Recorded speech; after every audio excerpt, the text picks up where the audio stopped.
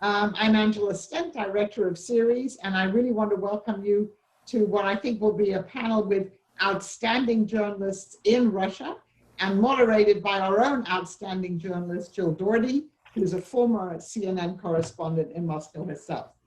I'm just going to give a few words of sort of historical introduction, and then I'm going to turn it over to Jill. I would say that the Russian response to the Black Lives Matter movement is very complicated.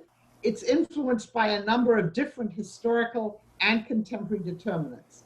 And I think the first one is clearly the critique of the United States, which has grown shriller in Russia in recent years, just as US media coverage of Russia has gotten much more negative in the past few years. Official Russian media have highlighted the chaos and the violence that have been part of the protest movement, and they've amplified their critique of US democracy, which they say so-called democracy, and I think the official Russian message has been, if this is democracy, who needs it? I know that and so of course we're going to hear about that today. I think the second current, which maybe has influenced the Russian media, is the history of the Russian Empire, the Soviet Union, post-Soviet Russia. History of these countries as multi-ethnic states. We remember that in the Soviet Union, you had to have the 0.5 on your passport where you had to declare your nationality. And some ethnic groups were privileged and others were discriminated against. And that went on for nearly a century, and obviously before in the Tsarist Empire. So Russia has always had its own issues with integrating its own multi-ethnic population. And then the third one that I just want to throw out is the Soviet history, at least, of dealing with people of African origin. On the one hand, the Soviet Union supported the national liberation movements in Africa against French and British colonialism. It provided arms, it provided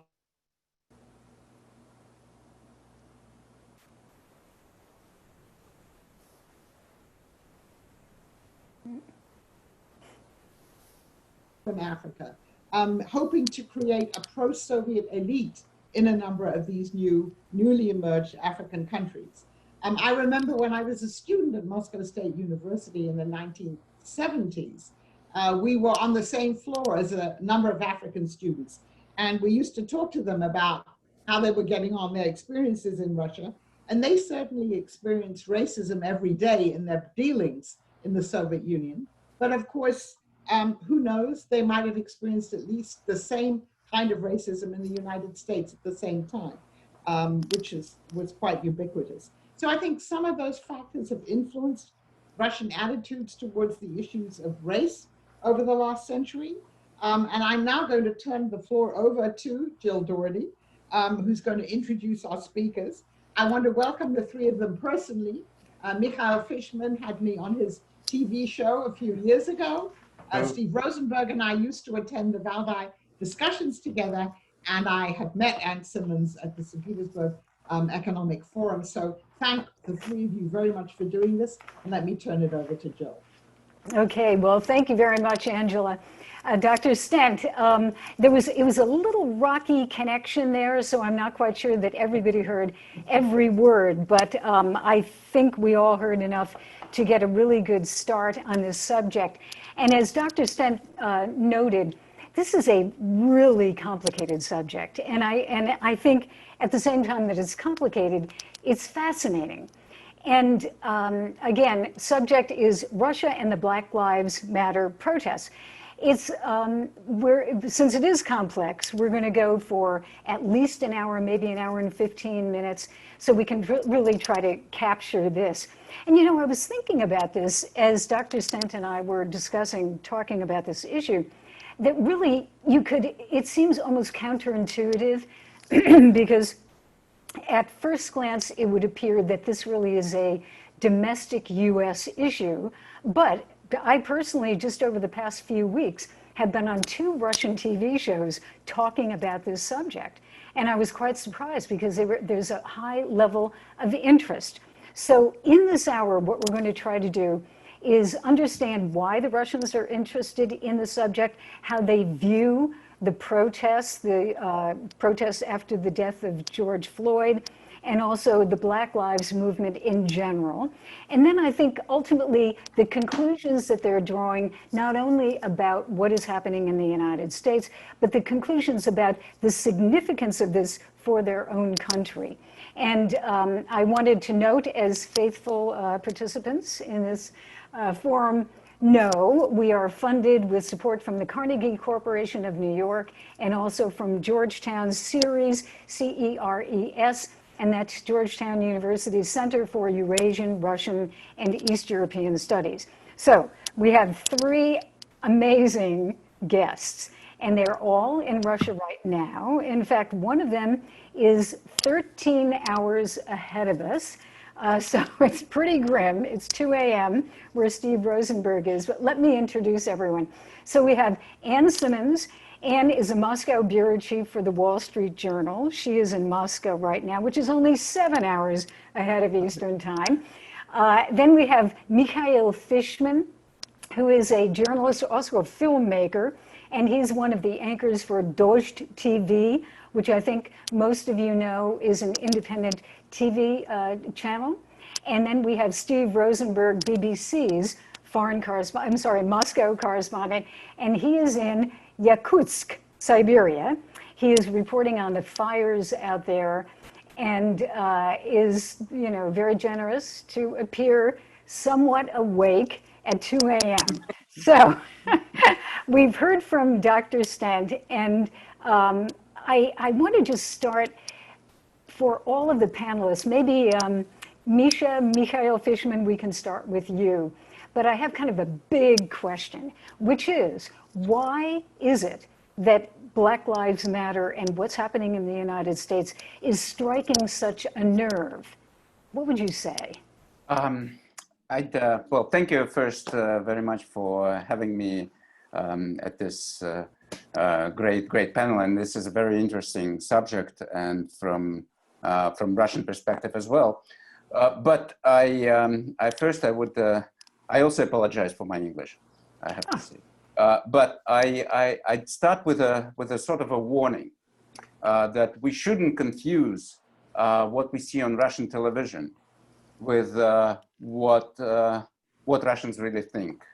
And it's an important warning because we shouldn't be judging on what Russians are interested in, what is the real agenda, what is going on within Russian society by watching federal television, because they are all propaganda tools, and the idea of what they do is to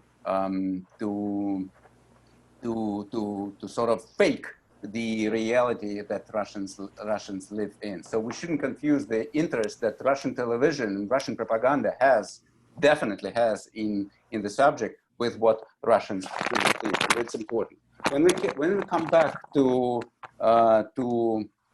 what propaganda makes of it, and what the authorities make of it, what the Kremlin makes of it, this is, I think, the easiest part of the question, and the easiest to answer, because this is pretty obvious, and we fall in the same sort of narrative as we always see. And Angela already basically said how the Russian official approach to what's going on in America is constructed. I would only add that there are basically two narratives that sort of contradict each other here in this particular subject. The first is that Russian government and Russian leadership is obviously a radical, ideologically speaking, far-right, illiberal government, which treats very suspiciously every liberal and progressive trend it sees, and it's a natural response. And Vladimir Putin, of course, shares this worldview with Donald Trump. It's also obvious. But the second narrative is that modern Russia is a successor to Soviet discourse and Soviet system approach to things, which was, of course, leftist. And again, as Angela already said, that Soviet system, of course, formally speaking, always supported the struggle for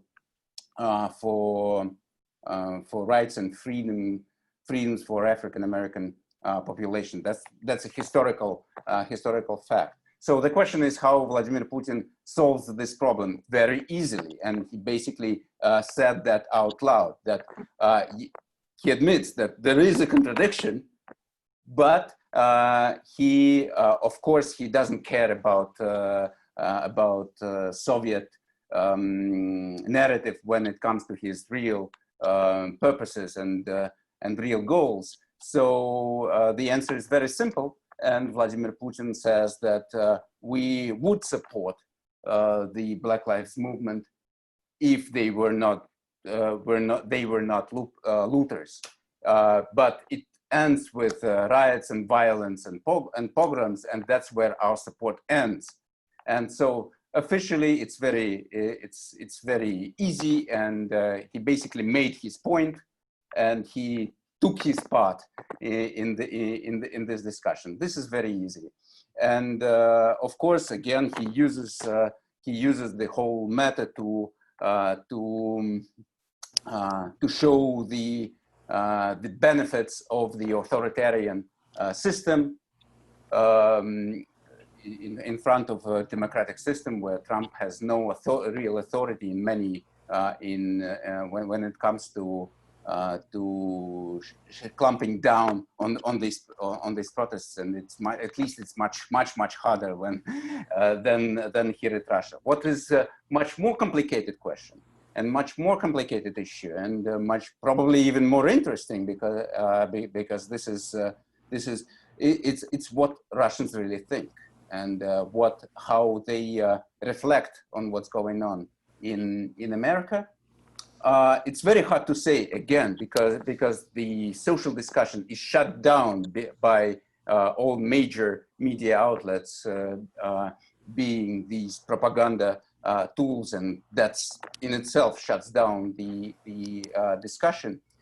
But I just start with the point that the point is that every progressive trend which originates in the West, should it be America or Europe, whatever, it always takes roots in Russian society too, and we've seen that.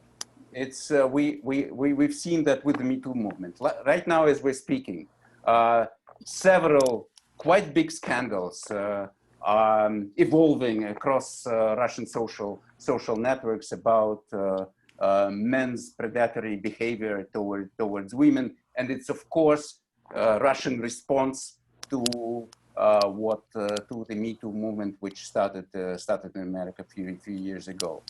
So Russia also is Russian society. It's complicated. It's not that straightforward, but Russia is part of this whole trend.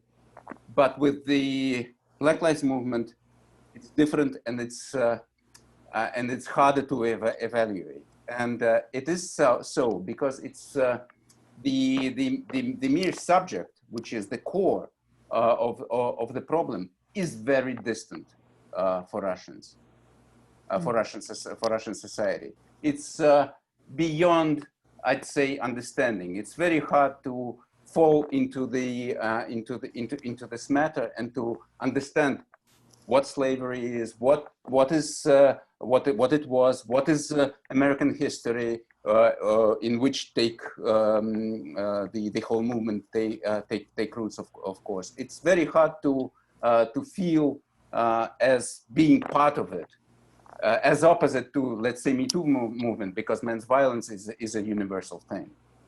So here, I'll stop here for now, because I have things to add about how Russians really think, and what are these complications that make it harder to absorb and grasp and evaluate and make it part of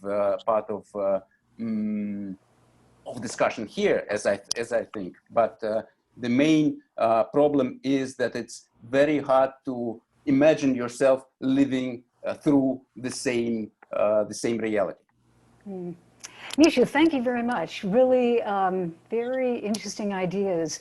You know, I was going to go to Anne, but I think I'm going to go to Steve, because Steve, is out in Siberia, although you both have done this, but there are protests, obviously for other reasons, going on in Siberia. Steve, I know you're covering fires, but you've been hanging around and doing a lot of reporting, talking with people who are protesting for their own reasons, Russians. So let me give you the same question. What's the fascination? Why would Russians really so deeply, viscerally be interested in this movement, which is quintessentially American? It's interesting, isn't it? I think, for a start, because they see it on television a lot. I mean, it's covered on Russian state television. You see it on all the big news programs. And what I find interesting is that the kind of ideas that Black Lives Matter represents, like equality and fairness and people power and citizens expressing their anger with the authorities, and anti-police, anti-establishment, pro-change, knocking down statues, things like that. All these things are anathema, really, to Vladimir Putin's administration. The idea of the people taking to the streets and rising up and rebelling, and that fills the Kremlin with dread when it concerns Russia, of course.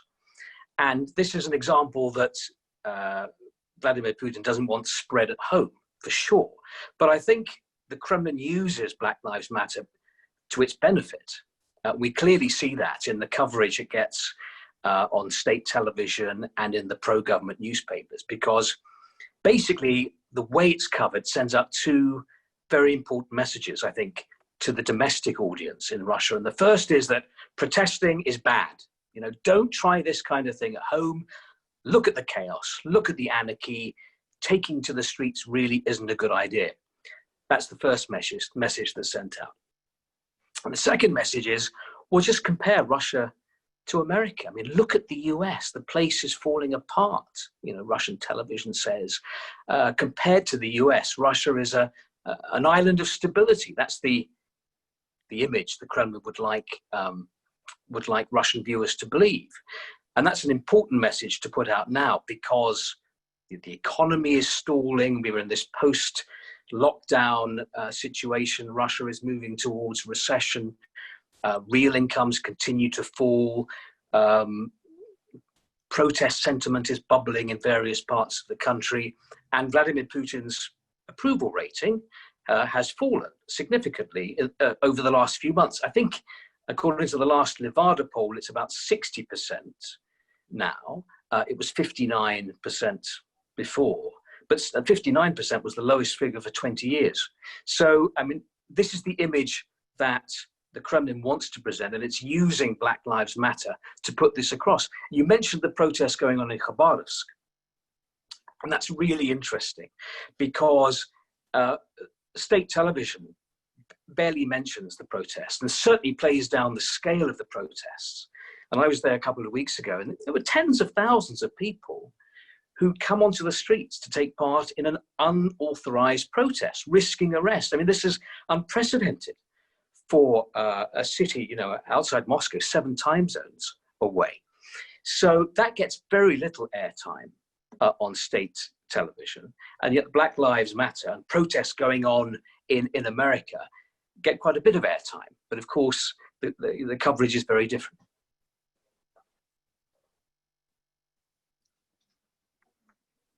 There we go. Now I want to turn to Anne, because Anne, you've been covering a lot of the protests out in Khabarovsk. And then I think you also have a really interesting perspective, because we've got 2 Brits tonight with us, and you are one of them, but you're also Black. And so I think your perspective as a person who kind of knows the UK, the United States, and Russia quite well, I'm really interested in your perspective. What are the lessons? Why are Russians watching this? Are they, and from your own perspective, how do you frame it? How do you focus it? Thank you, Jill, for having me, first of all. It's really interesting, because I think what you see in general is a general lack of understanding of the Black experience in the United States or in the West in general. And there is this kind of feeling that we want to know more. Is this how Black people are treated everywhere? That's what I've had from a lot of acquaintances of mine. Is that the case, that there is this inequality? And I think that a lot of people have been disturbed by the images they have seen with the looting and the fires and the rampaging. And that has put a lot of people off. They've said, well, why are people burning their own neighborhoods? You know, why is it happening that way? We don't like destruction. There's a lack of understanding of the deeper kind of story behind it. Of course, I'm not condoning rioting and burning, but I think that there is this perception that, and some have expressed this, that, you know, the US, my goodness, that's a democracy. It's a land of milk and honey for many. Aren't you meant to be able to get ahead, whoever you are? And this basically shows, this has kind of exposed a really kind of ugly truth about the US, that there are these inequalities. And Russians are interested in that. It's like the little man. I've been coming here since the 1980s, and there has been kind of an evolution in terms of, I think, the treatment of Black people here. In the early 1980s, as a student here, there was a lot of kind of curiosity, stares. People would definitely, you know, communicate with you, but then it was very much like, do not communicate with the foreigner, as opposed to the Black foreigner. And of course, there were never any threats because this was a police state. And there's no way that would be allowed. That would be, you know, scandalous if a foreigner was to be attacked in the 80s. I was back again as a correspondent in the early 90s, which were very much like the Wild West. And there was definitely an uptick in terms of racial violence. I had friends from the African continent who were attacked, beaten, called names on the street, called names on the subway. I've got to be totally honest that I've never experienced that kind of overt racism here. I've got to be honest about that. But I knew many people who did. And it was very much a time of, again, not really understanding that, you know, that those people are different. That's what the message was. And we don't want you to be dating our women, for example, if these were Black men. I always say that I feel that I may have been saved from a lot of the discrimination by the mere fact that, you know, I'm a девушка, you know, it's like the girl in this very kind of chauvinistic society. I was back again in the mid-2000s to specifically do a couple of stories about the Black experience in Russia. And again, there were lots of complaints of kind of brutality on the part of, again, a lot of Black men being attacked on the streets. And there were a lot of complaints that they weren't being taken seriously in terms of their police reports. Nothing was ever done. Nothing ever came of the fact that they were beaten by 5 men, went to a police station and reported it. Nothing ever happened. I think that we've kind of come, not full circle by any means, but certainly if you're in Moscow as a Black person today, I would say that there's very little kind of overt racism that at least I have felt. I think a lot of that has to do with, you know, we're in a sophisticated capital. I think a lot of that has to do maybe with the circles that, you know, one might move in. Of course, I do reporting out in the suburbs and other places. There's certainly not, you know, the stares and, you know, I think one thing that the big difference is knowing, and every Black person knows this, the difference between racism and curiosity and just staring because you're interested in knowing who is this person. I think what I've been most disturbed by in terms of the coverage on state TV here is the fact that there has been a lot of emphasis on the looting, on the burning, on the pulling down of statues, and also a lot of criticism of the victims, in quotations, of police brutality. It's like that person deserved it. That person was a robber. My goodness, George Floyd, you know, you'd hear, oh, didn't you know that he was a criminal? It's almost as if he deserved it because of that, as opposed to looking at the history of police brutality. Also, there isn't an understanding here of the whole concept of institutionalized racism. where, you know, the cards are stacked against you, the deck is stacked against you. There's no kind of concept of that, because I don't think there really is institutional racism in Russia. It's a different kind of, I've seen it referred to as being kind of homebound racism, homemade. It's not, it's in homes, it's in schools. And again, I've got to say, from my perspective, I'm a Black person who is here temporarily. I wasn't born and I didn't grow up here, wasn't born or raised here. So I never went to high school here. That may have colored, you know, my opinion. I may have been mistreated then, as I know some friends were. I didn't go to university here. Well, of course I came here to study, but I was not one of the indigenous population, which I certainly kind of colors the picture. Mm-hmm. You know, I do want to pick up on that idea of property and property destruction and monuments, but I forgot to say that if people have questions in our audience participants, if you can look down at the bottom right and you see the Q&A function, and feel free to write some questions, and I will try to, you know, moderate them, look at them, and pose them to our guests. So, Misha, I want to turn to you because Anne raised this issue, and when I was on Russian TV, it was striking to me how many people said the comment about George Floyd, definitely, mentioning that he was a criminal, and in quotes, and then, but the main thing was, as one of the people who is what I would consider kind of a liberal in the Russian sense, said, you know, the highest value of American society is property. At that point, I wanted to stop the conversation and say, actually, it's life, liberty, and the pursuit of happiness. And, you know, life comes first, like human life. But that was her opinion, and now you know who I'm talking about. Yeah, probably saw that. Yeah, so property is the most important thing. So here we go with another, let's say, misunderstanding, I think, of what American society is about. So Misha, when you get, take me into this property thing, because I do understand that for so long, people couldn't even have property in the Soviet Union. So I understand after 1991, the end of the Soviet Union, people could have property and could, you know, make money and get richer. But is that approach, that focus on property, that highly developed in Russia?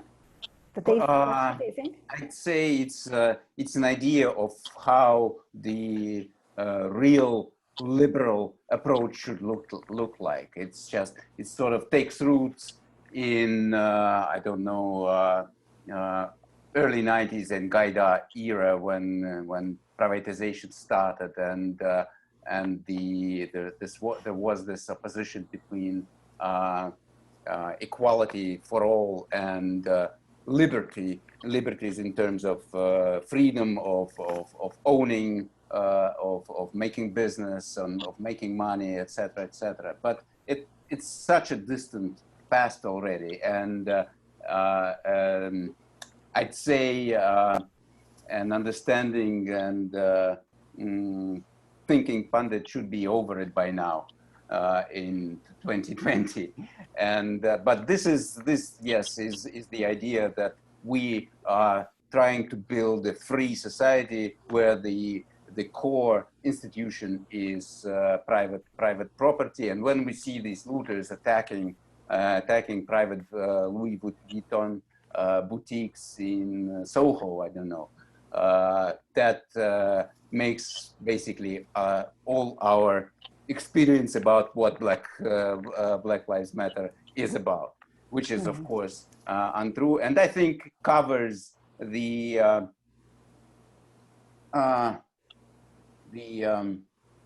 I'd say covered probably not racism, but prejudice at best. Mm-hmm. At this very matter, yes. All right. I want to return to Anne just for a second, because this question has to do with, you know, slavery and serfdom. And Steve, you will, I'm sure you can chime in, and I have other questions. This is from one of our viewers. So considering the history of serfdom in Russia, which, as we know, existed in the 1800s, and just around the time of the American Civil War, the serfs were freed. But they were essentially slaves. They were not black. They were Russians, but they were held in serfdom almost on plantations, you could say. So considering the history of serfdom in Russia, do Russians identify or sympathize with the experience of African Americans, with slavery, or do they see slavery in America on the one hand and serfdom on the other? Anne? I think actually the latter, that they see slavery as one thing and serfdom as another, because they don't want to dare compare, serfdom to what was such a brutal and awful system of slavery. And again, race is the issue here also. We're talking about serfdom among your own people, also Russians, also Slavs, whereas slavery was black people being enslaved by white people, which was, the difference. It was black people who were seen as being something subhuman, property. I don't think that was the comparison for serfdom. Although yes, that people were enslaved, so to speak, as serfs, it's just a very different dynamic. So I think talking to Russians, there are none that I've spoken to that would have said, that have compared side by side the system of slavery in the United States with serfdom in Russia. Mm-hmm. And Steve, we have a question that it's kind of related here. Are there any noteworthy differences in how certain ethnic communities, and they specifically point out Tatars, Bashkir, Armenians, Chuvash, etc. And as we know, Russia has well over 150 different ethnic groups. But do you see any, noteworthy differences in the way that other ethnic communities are responding to this? Not really, no. I don't see any major differences, no. I don't, from the people I talk to every day, whether that's in shops or in public transport, you get chatting to in cafes, most people don't bring it up, actually, the Black Lives Matter. For most people that I talk to, I don't like the phrase ordinary Russians, but most of the people I encounter don't talk about it. I think most of the people I encounter have been hit economically by the economic problems in the country at the moment, and are sort of trying to concentrate on getting through their lives and are not paying that much attention to what's going on in other parts of the world. That's the experience that I've had. But I just want to pick up on one thing we talked about racism and how, after the fall of the Soviet Union, racist attitudes kind of increased in Russia. And I think it's interesting how when communism collapsed and these words like internationalism and Druzhba Narodov kind of just crumbled away, and Russia kind of, independent Russia, set off on this new path, and so many people fell into poverty, life became so hard, and the search for scapegoats really began in the 90s. That's when I noticed sort of racist sentiment increasing. I remember the 90s, as Anne said, it was a wild time, wild years. And I remember there were lots of anti-Semitic attacks in the 90s as well. The synagogues in Moscow were bombed. And that has calmed down in recent years, which is a promising sign. Mm-hmm. Misha, you are our Russian, so you're going to have to explain this. And it's a subtle point, but this kind of let's call it maybe fear, animosity, xenophobia to the outsider, as opposed to racism. And let me give you an example. This is a little strange, but I was in Moscow a couple of years ago. I think I told Anne this story. I'm in Moscow a couple of years ago. I'm driving with a driver who is Russian. And he says, and I will say, excuse me for saying this, but this is literally what he said. he said, and I'll say it in Russian, he said, в Москве слишком много черных.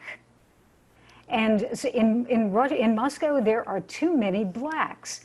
And I looked at him and I said, черных? You mean blacks? What, you mean Africans?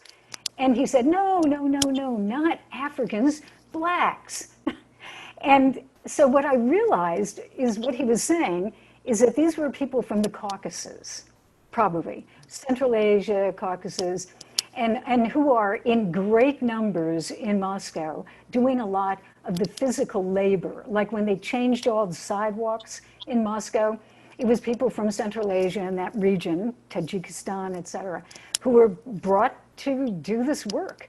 So please try, Misha, and I know it's not an easy subject, but can you explain, like, is it racism as, you know, Westerners would understand it, or is it something else? I think, yes, that's a good question. I think that that this is what is closest to what would be to social order in America, and to what's going on down there is relationship here between let's say, I don't know, white Russians and blacks, as you have put it, those who came from Russia's south and those who came from Central Asia. And it's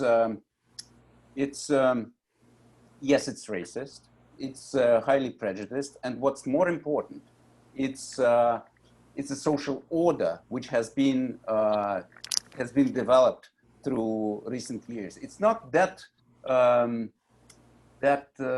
deep and that painful now, because the economy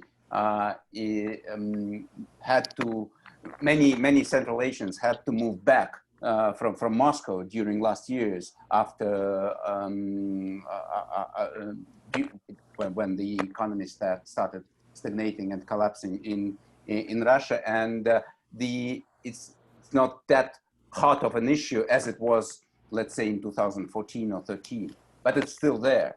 And the social order is that it's basically the matter of status and privilege, and let's put it this way: a Moscow habitant would virtually, it probably is changing now again because of the economy, but still virtually wouldn't take a job which he considers is not his to take, because there are special people who would take these kind of jobs in his own city.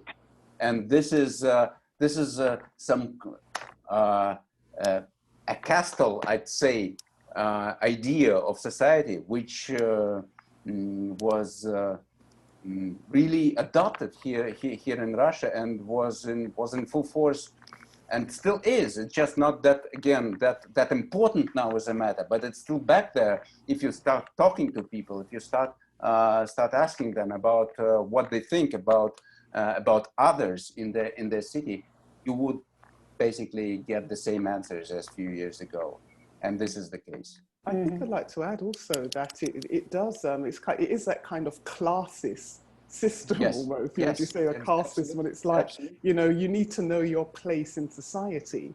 And certainly in terms of the types of jobs that are supposed to be done by certain people, there are comparisons, of course, with the United States and, of course, with the United Kingdom. I lived in Los Angeles before moving to Moscow, and you would find that most janitors or gardeners would be of Mexican heritage, Mexican Americans, and people would think, well, I can't possibly be a gardener. That's not, you know, that's not, or a cleaner. That's not a position for me in terms of the average, in quotations, American, say white American or black American for that matter. So there's certainly a type of discrimination and racism based on class. Mm-hmm. Steve, could we, you know, I'm looking at the questions here. There are quite a few of the questions about the media coverage. And I'm presuming that you've watched a lot of this. How different is it, would you say, from the Soviet approach, which was very common, you know, Angela, in her introduction, said kind of a critique of the United States and using this as an example of the United States, chaotic place filled with racism and social strife. Is it really kind of a Soviet approach to using the media on this subject? To a certain extent, yes. But from what I remember from Soviet times, in Soviet TV coverage of America or Britain or the West, there was always that comparison with communism, with the ideology, claiming that sort of communist ideology was better than capitalism. Well, that's gone out of the window now, of course. There isn't this ideological battle. I think the stress now in Russian television coverage is simply on the chaos, of West, the lack of unity in the West, whether that's the European Union or whether that's America or NATO, and just bombarding Russian television viewers with a picture of the world where over there it's chaotic, here it's nice and stable, so let's all get behind our president and be grateful for the stability we have, even though in reality people can see life is not stable. Wages are going down, the economic problems are rising, people don't have, opinion polls show people don't have belief in the future, but the picture that is put out by Russian television is that compared to what's going on over there and all that chaos, you should be grateful for having a leader who's been in power for 20 years and possibly many more to come. Mm-hmm. And there's a very interesting question here, which is really kind of a core issue here. It concerns, could the panel respond to how Russians' understanding of civil society, civil disobedience, and protest differs from that of many Americans? And then the person who's asking this question says, in the United States, there's this long history of protests that eventually lead to change and hope, usually. But in Russia, there's more of an understanding, and Misha, you probably want to say something on this too, but more an understanding that this will lead to regime collapse, chaos, instability, revolution, etc. So do you see where we're going with this? A different understanding of civil disobedience? Yeah, I think there is a different understanding, although, I suppose the difference is if you grew up in the Soviet Union and then, grew up in Russia subsequently, you knew that kind of protesting was not the thing to do. Although that has changed in recent years. We saw some of the biggest protests last year, last summer, in 10, 12 years. What I think is surprising here is that you would think there would be more empathy in terms of protest and the way police and law enforcement act towards protesters because of the kind of brutality that's often unleashed here from law enforcement onto protesters, essentially. Civil disobedience, yes, I think there is that idea that, yes, this is, the ultimate aim is to get someone out of power, to overturn the regime, to make really significant changes. In the United States right now, at least I probably shouldn't say that. I don't think that someone's trying to overthrow the government. I certainly don't get that feeling. And I think that's probably the difference. Mm-hmm. Misha, I have a question that kind of follows on this. Do Russians have their own problem with police violence? Do they have empathy with the victims of the police? Or is it overshadowed by this kind of concept of America that chaos should not be allowed? I just add first to what pick up and just finish that today's poll, Levada's poll on what people think of what's going on in Khabarovsk show huge support for them going out, taking to the streets, and these numbers are growing obviously across the country. And the second thing I would add that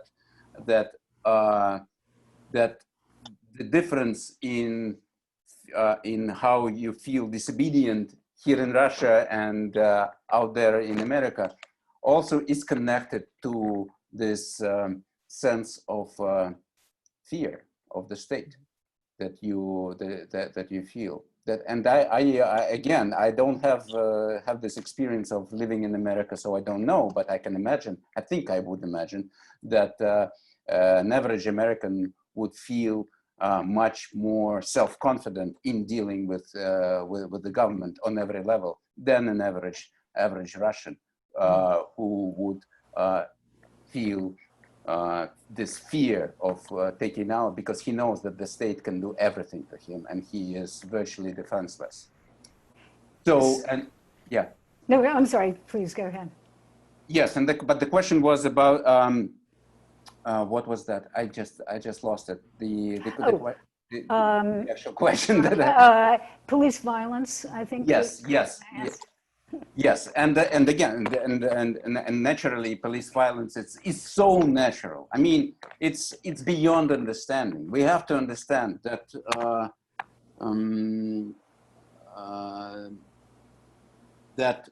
violence in Russian law enforcement system is probably it's obvious, is much higher than it was during Soviet times. Even there are suggestions that it's higher, again, on average. I mean, less people get murdered by the state now, but probably higher than during Stalin's era. We're going through major catastrophe when it comes to how law enforcement and special services treat their own fellow citizens. Torture is something which became that became normal through recent years. Just reality that we live through. Is there a Russian Lives Matter movement? That is a question from one of our people. Oh yes, well yes. We've seen that movement in 2011 on Bolotnaya. We've seen this movement last year in Moscow, last summer. We're seeing it now in Khabarovsk. And there is an official sort of Russia Lives Matter hashtag on social media. That's, I think, what they're referring to. Yeah, so, there is. Steve, what do you think it is? It's not a major thing here. It's not a major thing. One thing that we haven't mentioned are the statues, because exactly. I find this really interesting. The fact that, I about a month ago I interviewed the head of Russian foreign intelligence, Sergei Narishkin. It was like we spent a year trying to get this interview, and at the end of the interview he said, "Oh, I think it's terrible what's happening to the Winston Churchill statue in London, because it had to be boarded up because of protests there." And I thought that was interesting, because what happened to all the statues of Stalin in the 50s in the Soviet Union being tumbling down, and Dzerzhinsky. And of course Dzerzhinsky in '91, but of course the Putin administration is against anything like that, against dismantling a history of which it basically approves. And Stalin and Dzerzhinsky are both key elements of the Soviet history. And of course, we know that Putin said that the collapse of the Soviet Union was the biggest geopolitical disaster of the 20th century. So the idea that you tear down key elements of the past, that is anathema to Vladimir Putin. Now, he doesn't like Lenin very much, right? He's been very critical of Vladimir Lenin, but Putin doesn't say let's tear down all the Lenin statues, because again, that would set a bad example from the Kremlin's point of view about people, power, protests, rebellions, and things like that. So this whole question of statues I find fascinating. Yeah, it is. And, I'm just thinking, as you were talking, Steve, Misha at the beginning mentioned that sometimes these social movements, you mentioned Me Too, the Me Too movement, become, an issue in Russia. And just the other day, I was on yet another Russian TV show where they were talking about sexual harassment. And after telling them that's not my area of expertise, but we had an interesting discussion. And it strikes me, and anyone can join in on this, but there is obviously this fixation that Russians have had for a very long time with what is going on in the United States. And there's even, I would say personally, there's even almost, and I think Anne, you mentioned this, almost like an idealizing of the West on some level. And in the Soviet days, you could idealize it because it appeared to be more true because the Soviet Union was so bad in protecting civil rights and rights of people in general. But now, is there a sense of disappointment, disenchantment, or why with the West? Or is it that Russia continues to look at the West, and especially the United States, as a place to emulate? I'm sorry for that very long question, but maybe it'll spark some answers. So anyone who wants to jump in on that. I don't think that Russians today look to the West with such hope as they did in, say, in the 80s. I remember when I was studying in Moscow, many people thought that the West was the promised land, whether we're talking about bubblegum or jeans or democracy or anything like that. And many people, I think, have become disillusioned, partly because of the way Russian television talks about the West, constantly criticizing the West, constantly reminding Russians about the difficult 1990s and how many people were disillusioned when Russia took a Western path, and how the West deceived Moscow, let Moscow down, NATO expansion closer to Moscow's borders, America pulling out of key nuclear disarmament treaties. That's the message you get from morning till night on Russian state television. And that affects the way some people think about the West, and especially the images of chaos in America, Brexit, Britain suffering, difficulties in the European Union.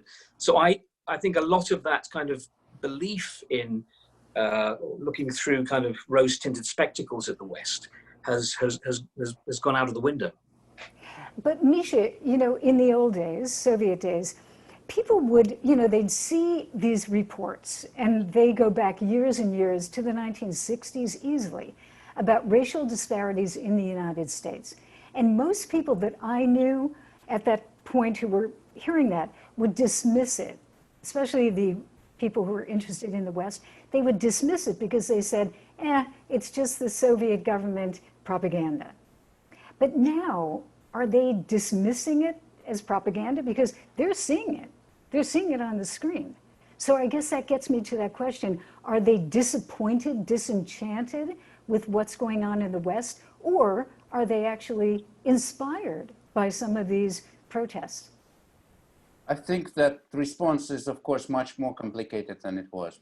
And even than it was in the early 90s, when the West was a much more idealized space than it is now.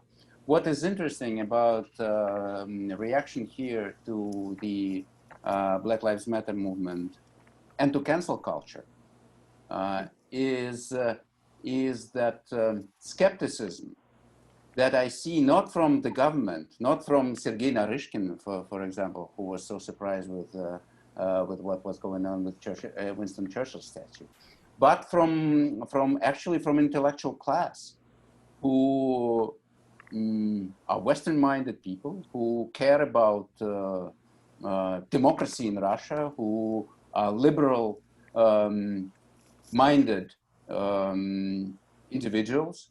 And you often see this skepticism, and I've been thinking about where it takes because yes, it's very interesting, and people hear this news about monuments being taken down, about this professor being, I don't know, fired for this or that tweet, or someone being canceled for some views he expressed a few years ago, and it's discussed here. It's part of this discussion within the intellectual class, and I see a lot of skepticism, and I think it takes its roots in this Soviet reality that we lived through. It's not, when we're thinking about removing monuments, our natural comparison, natural parallel that we would draw would be to Dzerzhinsky's statue in Moscow City. And we should explain, he was the founder of the KGB. Founder of the KGB, removed in August '91 after the failed coup. But this is probably not a correct parallel because in the early '90s it was not that abundant, the destroying of monuments. Like Lenin here at Oktyabrskaya Square is still standing, and many Lenins in every city center are still there.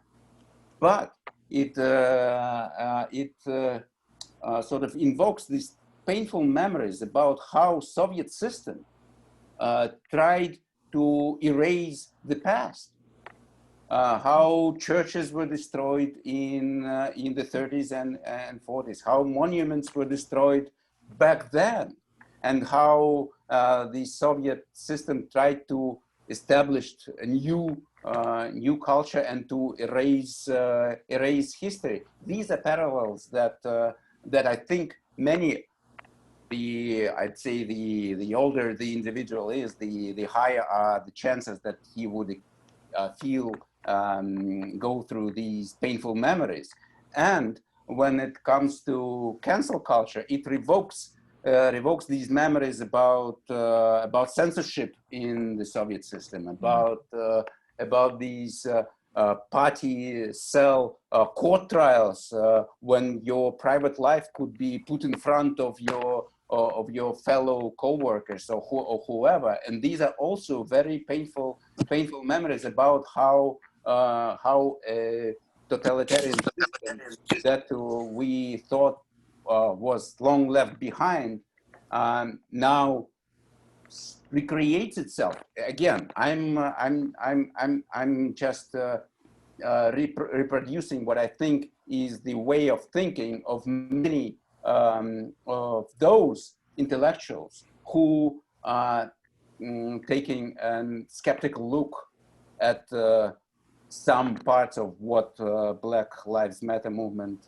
is about, and some of its size, because it's a wide and important issue. And I think that these traumas from Soviet past, they really affect of what people might think.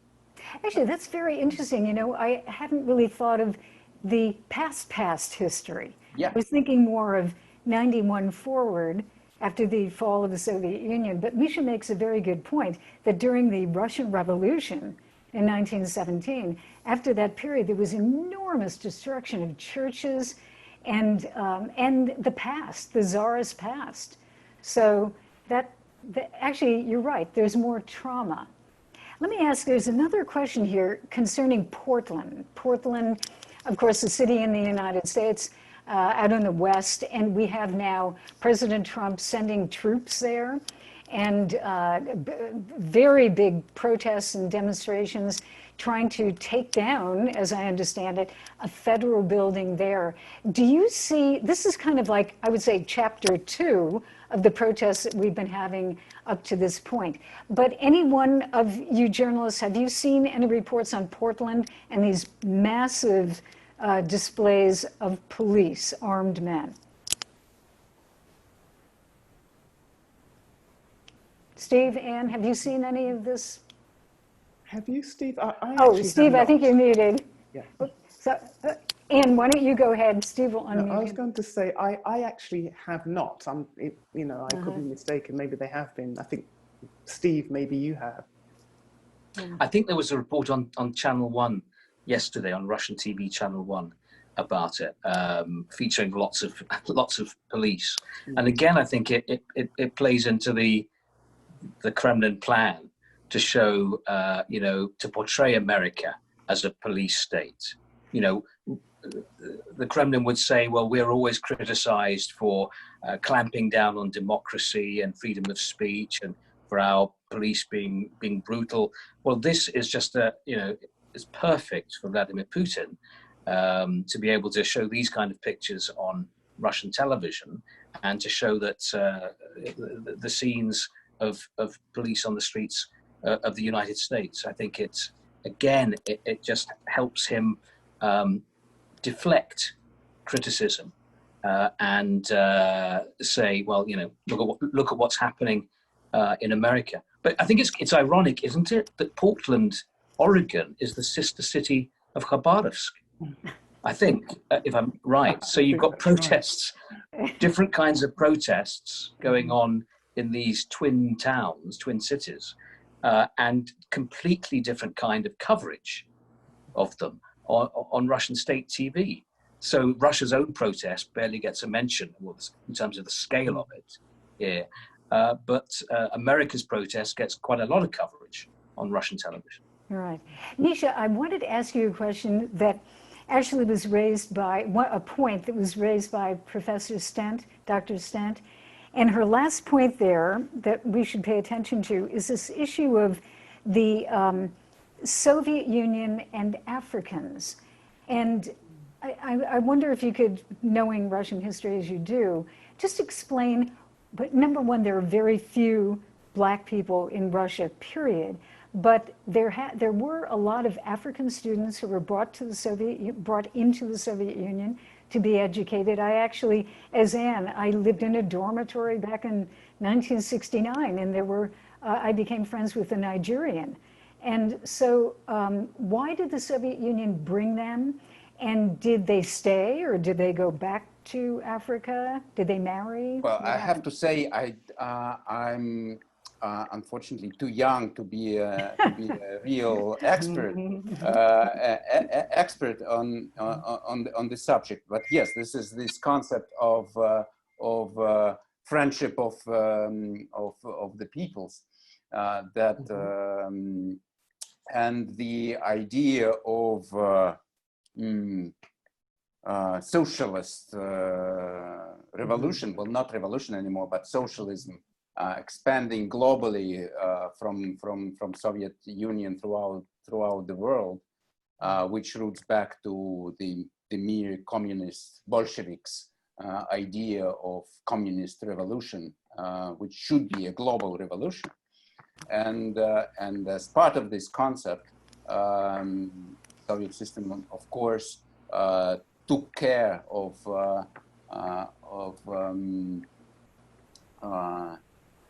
African, tried to involve in African matters and all over across the globe to present itself as a multicultural and multi-ethnic global force. And but what was happening after? That's hard to say for me. I mean, as I know, many people left. Some of them stayed, but most of them left, as I understand. And I believe most of them did leave, Misha, because, for example, a lot in Moscow were studying at Universitet Druzhby Narodov. Yes. And, that was... Though it's still there, it's still there. And people from the sea. And it still is the same, it sort of bears the same idea, as I understand. Mm-hmm. Yeah, I see Dr. Stent has come back. At least I can see your picture. Can you hear us, Angela? And you're muted, but Can you hear me now? We can hear you. Okay. Your picture is a little iffy. It comes and goes, but do you have any zamechania? Do you have any comments that you'd like to make?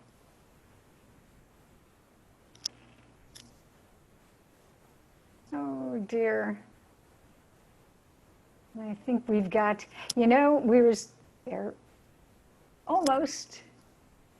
How ironic that the connection from Siberia is much better than the connection from Washington, D.C. That tells you something. Yes, I was going to say, in my experience at least, I think many of the Africans who studied in the Soviet Union you know, they made friends, they speak the language, they obviously had an affection, but they, you know, they had to take all these courses on Marxism, Leninism. I mean, I think a lot of them found a lot of the material that they were subject to do in their classes was not something that they were very enthusiastic about. So I'm sure that the impact of this was mixed.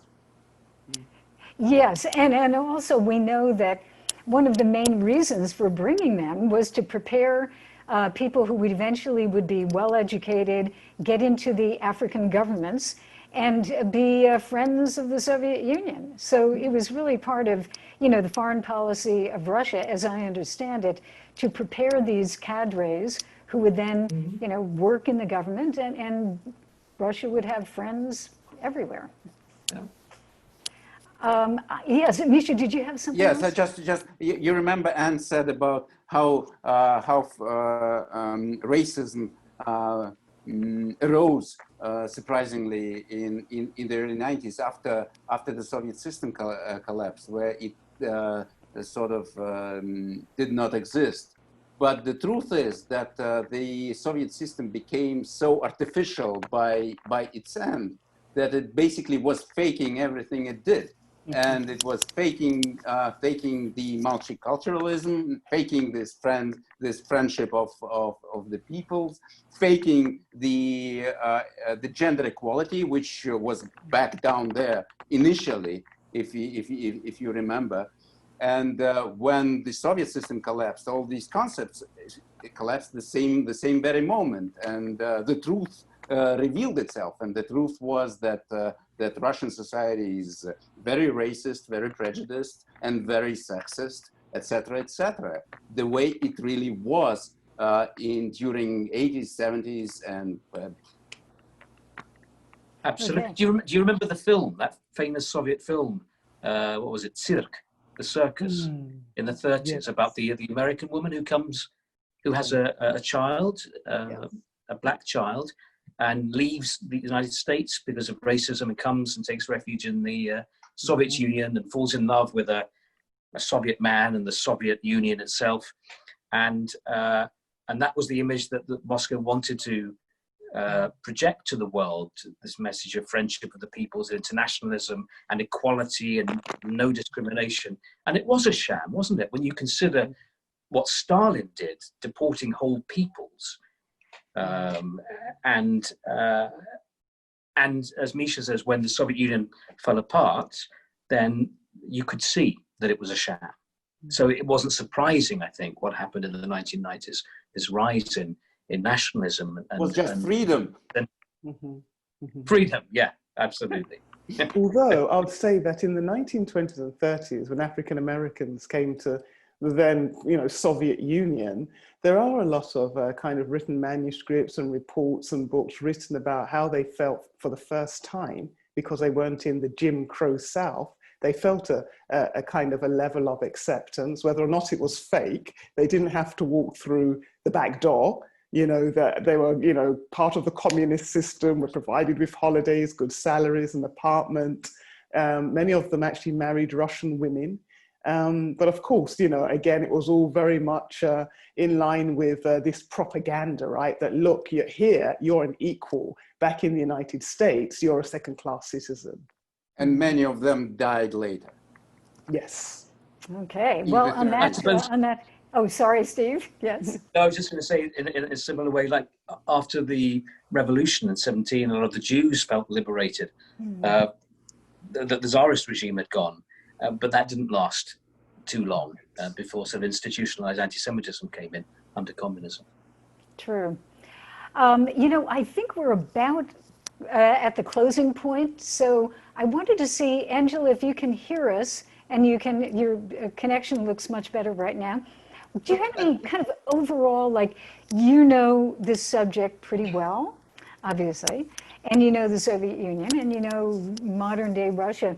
Do you have any overall comments about, it was my last question that I wanted to ask, which is, what conclusions will Russians take from what is happening in the United States and relating to their own country?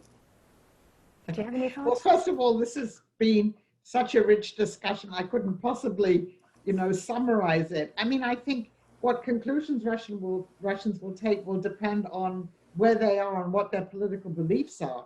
And I think, we've heard a very good summation of that from people here. So I think a lot of the conclusions they draw obviously have to do with what's happening in Russia itself, and some of it has to do with the United States. But I think, as Michal said at the beginning, whereas the Me Too movement is something where maybe more people in Russia obviously can relate to it, with the Black Lives Matter, it's more complicated because it's further away from a large number of people's own experience, and they can extrapolate, but it's not quite the same thing. So I think it's something maybe where, as you can see yourself when you've been on.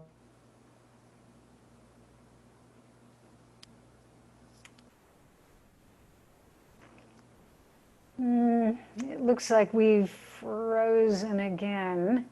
I hope we can get back. 2 seconds. It usually comes back. I'm sorry, Angela, but just at that moment, you kind of froze again. You lost me again. Well, we did, but I think I should just say thank you to all of you. Thank you.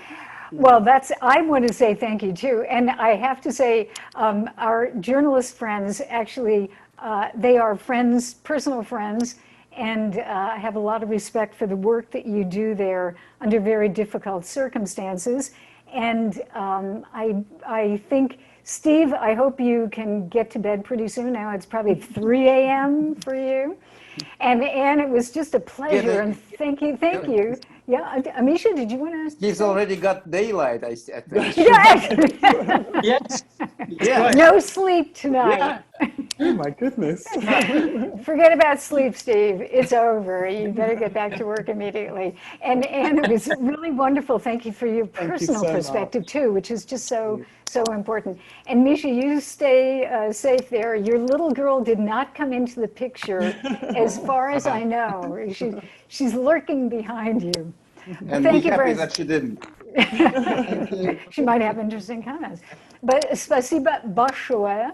And I wish all of our viewers, thank you very much for tuning in, using old terminology, signing in and participating. The questions were really, really good. I'm sorry we couldn't answer all of them, but I hope you'll come back for our next boot camp. Thank you very much.